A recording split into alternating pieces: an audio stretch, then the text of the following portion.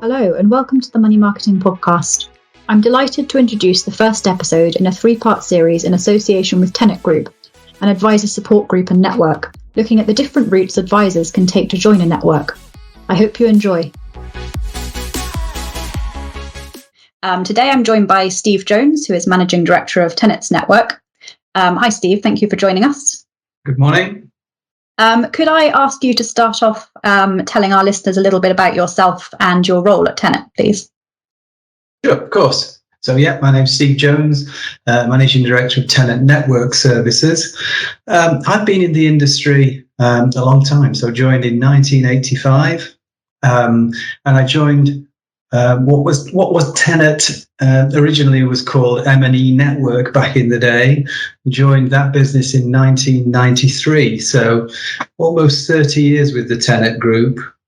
So I've seen it grow in different ways through organic growth, acquisition, and so on, and launch its different parts of the business through compliance services and the mortgage network and the investment network, and its own wealth businesses. So I've seen quite a change over the years, but my focus is predominantly Tenet Network Services and making sure that business grows and the members that are part of it get the right level of service and develop their businesses.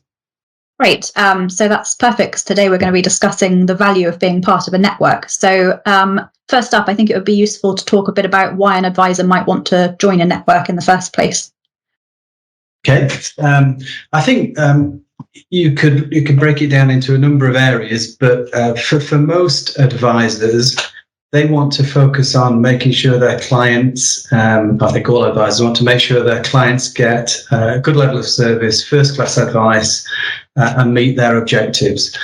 And to be able to do that now with the regulatory oversight and the demands on time, usually they need to either employ the right level of support staff, the right number of support staff in their business, or outsource some of it. And one of the ways to do that is to join an appointed representative network, where the network centrally takes on those responsibilities of making sure that the compliance oversight is correct and the business development opportunities are investigated and provided properly. Okay. And I think there are some people in the industry who are under the impression you can't be an independent AR. Is that right? No. Tenet Network Services operate on a wholly independent basis, whole of market. So yes, there are networks who operate on a restricted basis, but that's not Tenet. We offer a fully whole of market service. So all our appointed representatives operate in that way. So we start by looking at the market as a whole. All the providers, all the platforms, all the funds, all the lenders, and then our research team will then produce from that whole of market approach a panel from which our members can choose which products, lenders, platforms they can go with, but it doesn't mean that they have to stick to that panel. There is an off-panel process, so it's a completely whole of market approach. Okay, great. So what are some of the challenges that advisors might face if they want to join or move a network? Challenges, I mean, the oversight regime has changed markedly over the years, and there's a huge focus now from the regulator when any advisor wants to move from their current regulatory status to another. That's either if they want to move one business to another, if they want to join a network, if they want to leave a network and go directly authorised.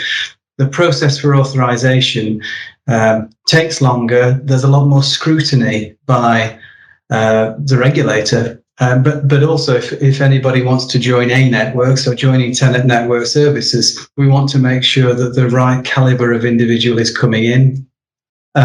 They've got the right pedigree, qualifications, background, etc. So all of that is quite a long process now in joining any business and certainly any network. But our processes are pretty streamlined. So typically a new advisor joining an existing business within the network probably can take up to, I'm going to say, a couple of months. For a new appointed representative firm, it can take 3 months or so. So it depends on the number of checks that need to be completed, the speed of references, etc. Okay, great. So could you talk me a bit sort of through, say, an advisor wanted to join your network? What does that process sort of look like for that advisor? So let's take the example of an advisor wanting to join an existing practice in the network. It's quite straightforward. One of our recruitment team would engage with them and talk through the proposition. They then move into a proposal stage or an application stage, which our authorizations team deal with, which makes sure that when the application is packaged and pulled together to go to the FCA, there shouldn't be any showstoppers. So our process will identify any issues ahead of time, so that when it goes to the FCA, so that process can take 6 weeks or so, and then when it goes to the FCA, we're hopeful it's just a rubber stamping process, but it sometimes isn't, but it usually is. Okay. If you're looking at a new firm joining the network, a new appointed representative, then that is a different process altogether. It still has the underlying process for the advisors, but of course the business plan and the objectives of the firm has to be assessed properly, and we need to understand a lot about, as we do with the advisors, what happened in the past, what the plans are for the future, because if you package all of that properly as well, again, the regulator will look at that in a very positive way, and they'll have less work to do. Yeah, definitely. No, makes sense. So you've talked quite a lot about regulatory scrutiny there and the fact it's increasing. How's that impacting networks like Tenet? I think what we are seeing, and this is, I think this is a direction of travel which we're seeing generally across the business, is the regulator wants to digitize the way that they interface with all firms. And so almost at the touch of a button, they will want you to be able to report on what's happening in your business. So whether you're a directly authorized firm or you're running a network, it's going to be the same. So running a network, you're a principal of that network. You have X number of ARs, appointed representatives. They need to know that you as principal have got the finger on the pulse, that you know what's going on with each and every one of your appointed representatives and the advisors within it. And we're seeing more and more demands for data from the regulator on what our members are doing, and that's quite right. We are the principal. We need to have a good understanding of what they're doing on a day-to-day basis. Just before Christmas last year, they sent us a questionnaire which needed, I think, about 40,000 lines of data. Wow. Fortunately, because of the systems we run, we're able to respond pretty quickly to information requests like that, and I think within a week we'd collected everything they needed. So, as principal, you need your finger on the pulse. You need to know what's happening. And the systems we run in Tenet Network Services, the IntelliFlow back office system, and our own internal systems as well, enable us to produce that data at the touch of a button, really. So it's good stuff. Great. And we've obviously got the consumer duty coming up. I think it's coming into force in July next year. How's that specifically going to affect networks? I think it's going to make them have to change their processes quite significantly. I think it's an interesting question. So the rules, the final paper is being published. We need to kind of embed the processes. All firms need to embed the processes by the end of October this year. And reading through all of it, it boils down to a number of key points. But we started this journey about a year ago, going out to our members and explaining what was coming with consumer duty and the ambition that consultation process was seeking to achieve. But it's all about understanding that a client has evidencing that a client has properly understood the advice. Mm-hmm. So can you demonstrate, Mr. Advisor, that your client has properly understood the advice you've given to them, and how are you going to do that? And then secondly, is it fair value?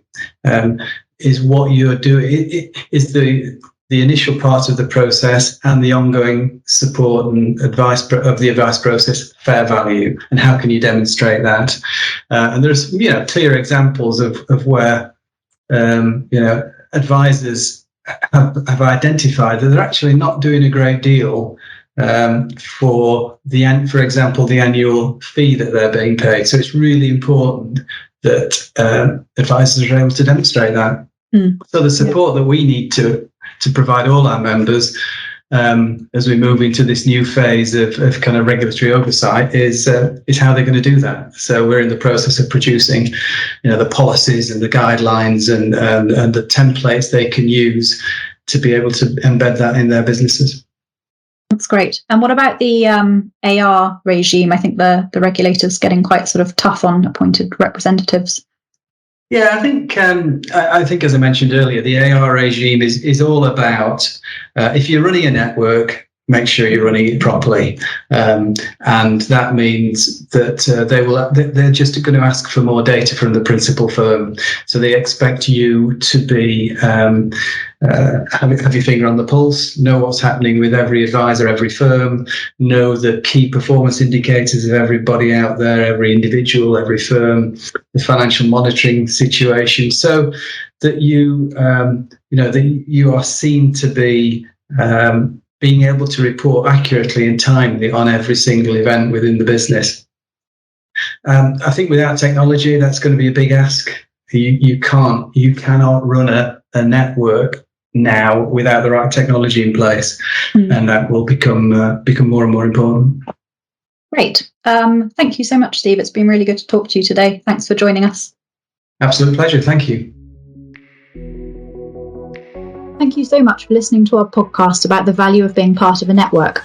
You can find out more about Tenet's network offering on the company's website, tenet.co.uk. Tune into next week's podcast with Tenet Group, where we speak to Warren Vickers, Managing Director of Tenet Compliance Services, about being directly authorised and the opportunities and challenges involved. Also, do make sure you keep up to date with all our content on the Money Marketing website, as well as Twitter, LinkedIn, Facebook and Instagram.